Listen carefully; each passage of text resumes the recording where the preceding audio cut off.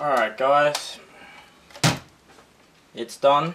Welcome back to another Exiled RC video. Sorry I didn't end up actually doing a full build series or anything with it. As I said in the other ones, I'm not too sure on exactly what I was doing. I didn't want to go looking too silly while I was doing it. But yeah, I got it done. Took a few days to do it, stop start and everything. Yeah, I don't know really what to say about it. It is a pretty easy build, even for a novice. I didn't really find anything too difficult. I'll get these clips off here.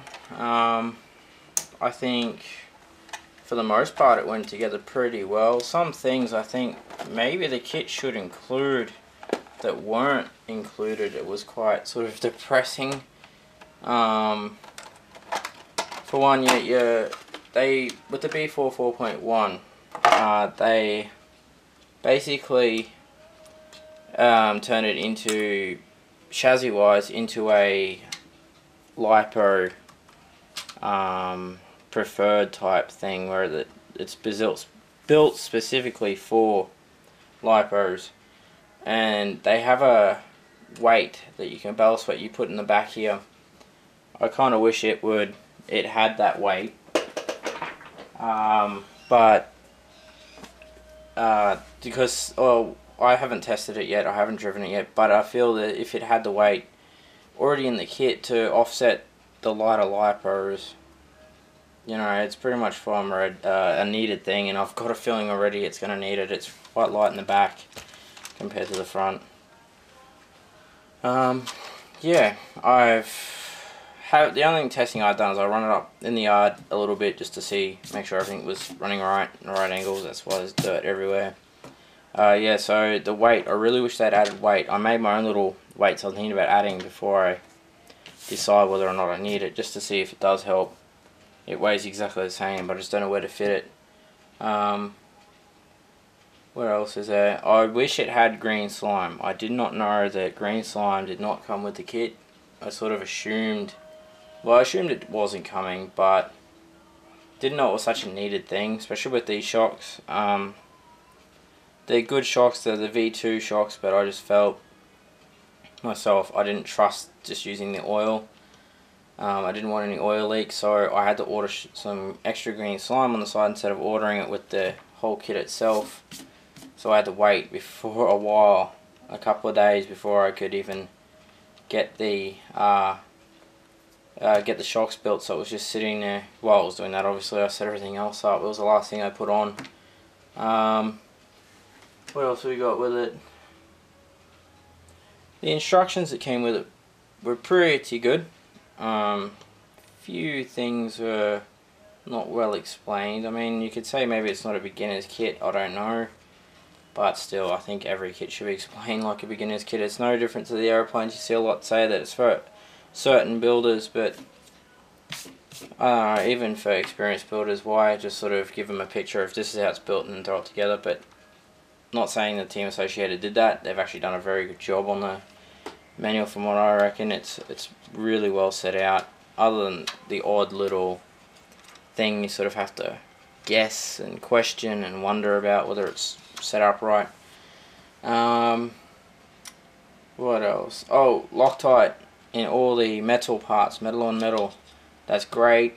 Especially on here, be careful. There is a problem if you put too much down and you put these down, these stick. So yes, that's an issue.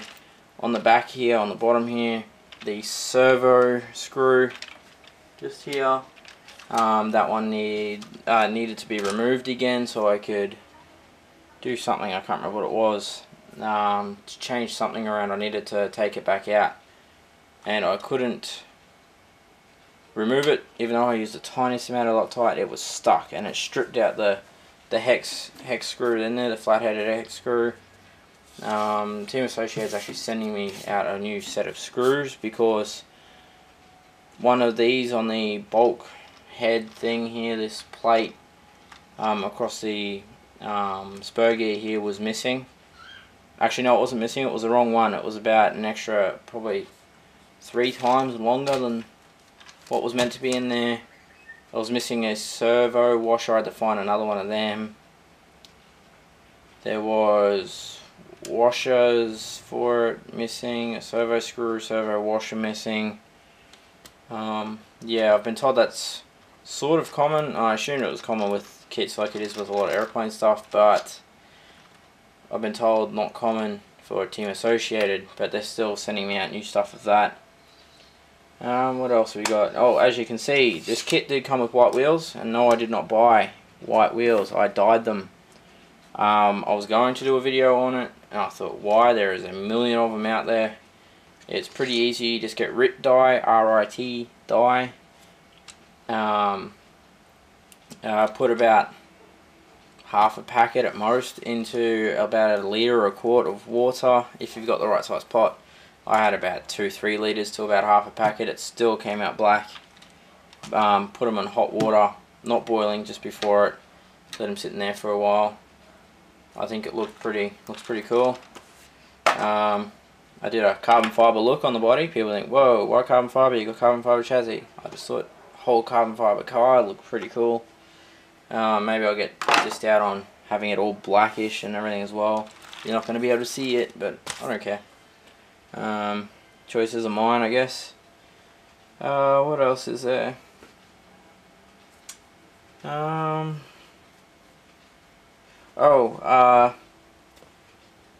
The supposed measurements they give you if you're new to building, the measurements they give you for the turnbuckles on all of it are supposed to be set up to a certain measurement in between here and here.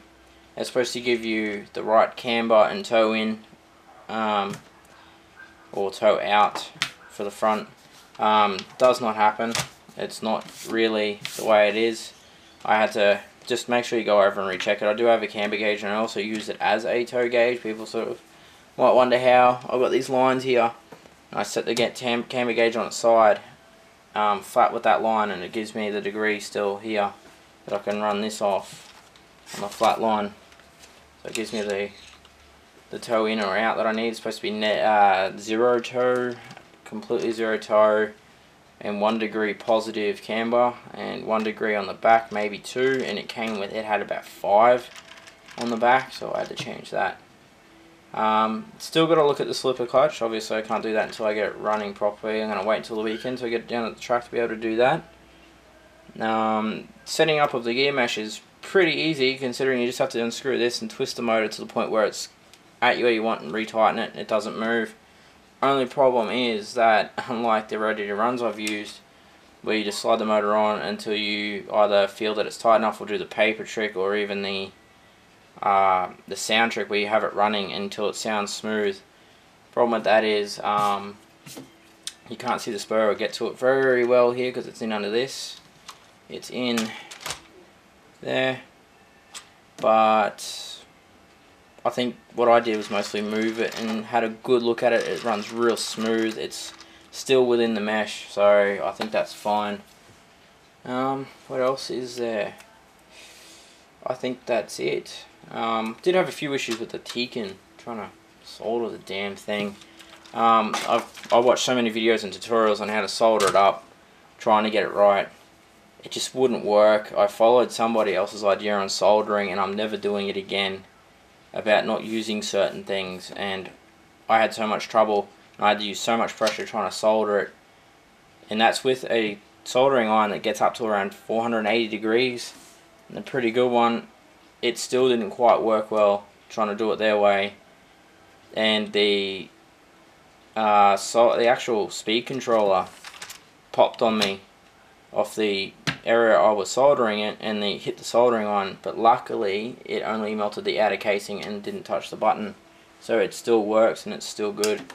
As soon as I decided to go back to soldering the way I've been told, and I see everyone else doing it, was fine. I just thought I'd try and do it a bit more high class, I guess. I did stuff up here. I don't know why. I think I was rushing and I put the wrong wires on here, and I was wondering why it was running in reverse all the time, but now it runs fine. Yeah, so anyway, I think the next video might very well be a running video at the track. See how it goes. Yeah, so I guess I shall talk to you later, and thanks for watching the B44 build series. Well, not really build series, but there you go. Thanks for watching anyway, guys.